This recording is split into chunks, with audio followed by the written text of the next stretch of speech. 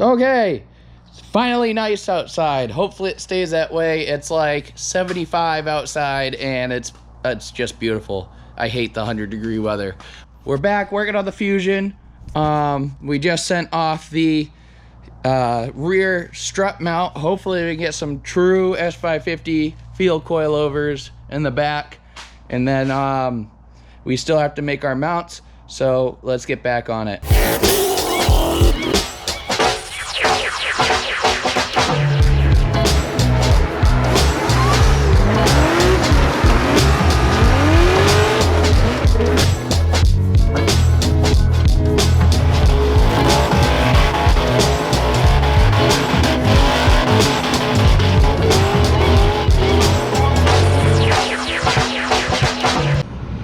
These factory holes I welded a nut into. It lines up perfectly with this bolt hole here on the subframe. I gotta cut this out and hammer it so the subframe can come in here without hitting the pinch weld. And we'll be ready to sit this in, get a ratchet strap on it, and we can start mocking things up.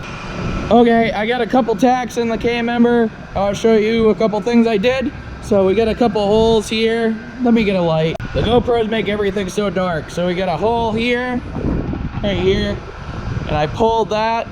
There's the same hole here. It's a little bit wider, but in the same position.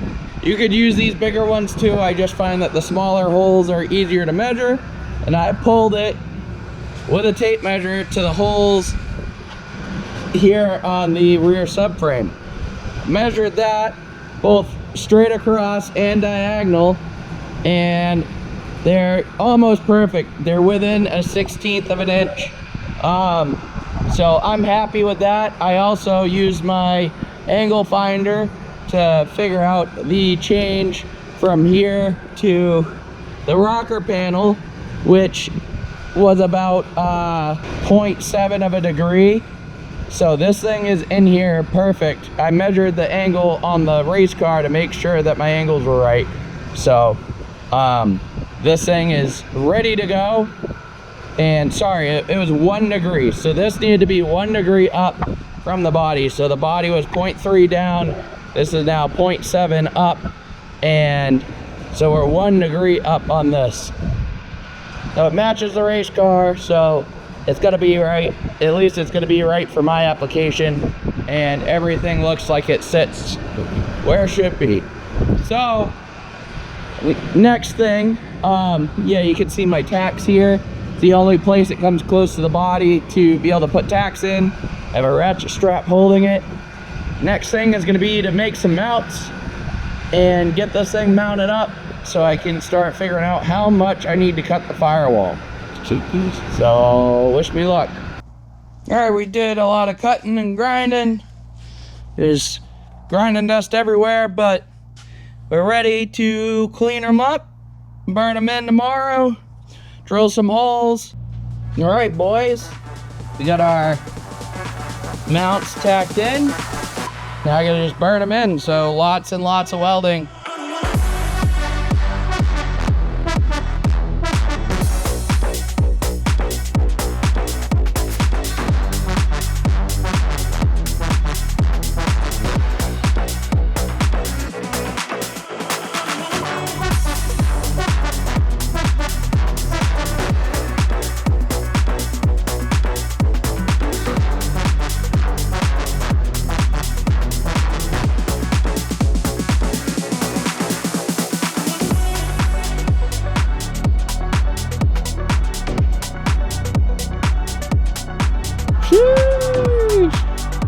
That there is a subframe held up with bolts for a Mustang in a Fusion.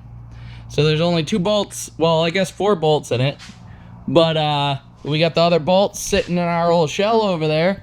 And all the holes are drilled. So I'm gonna pull these bolts out, cut the 2 little tacks off there, and weld the rest of the brackets in just underneath. I probably don't even need to pull the subframe to weld it, but I'm gonna, just to make sure that I can get in there as good as possible. And we now have a 4-door S550 as far as I'm concerned, because these are S550 subframes. Sick. Okay, so what we gotta do here is we gotta make the car accept an S550 strut, so it's a full S550 suspension. Basically, I took my right plate from Feel, put it upside down on the left side to make sure that it lines up directly, left and right.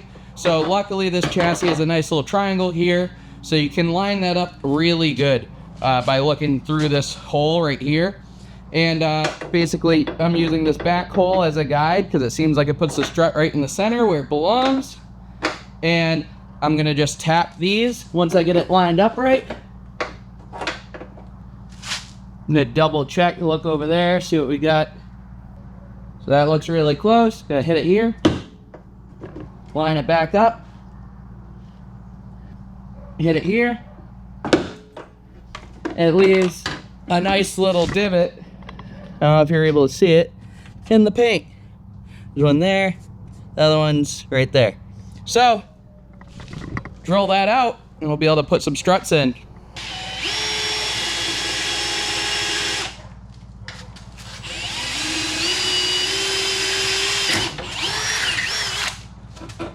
Benchmark abrasive drill bits make this super easy. And we should be pretty mint. I'll take our left plate, put it up in the hole. Bottom. Absolutely perfect. Now we get some front suspension on this thing.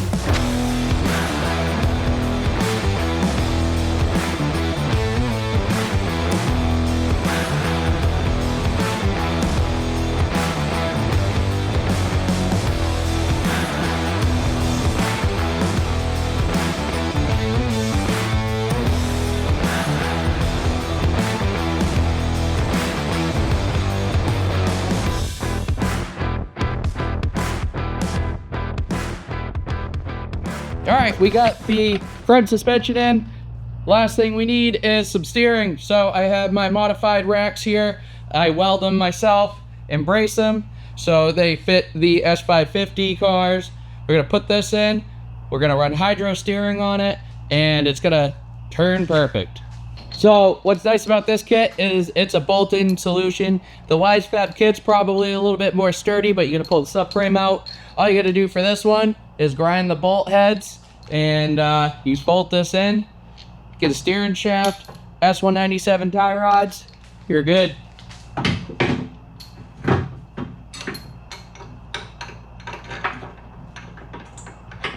So one thing with this kit that I had to do was make custom outers because these tie rods are thinner, and then I also had to shorten these up to make them fit right with the JTP kit. So imagine if you already have a kit on your car, you're gonna need S197 outer tie rods for your kit.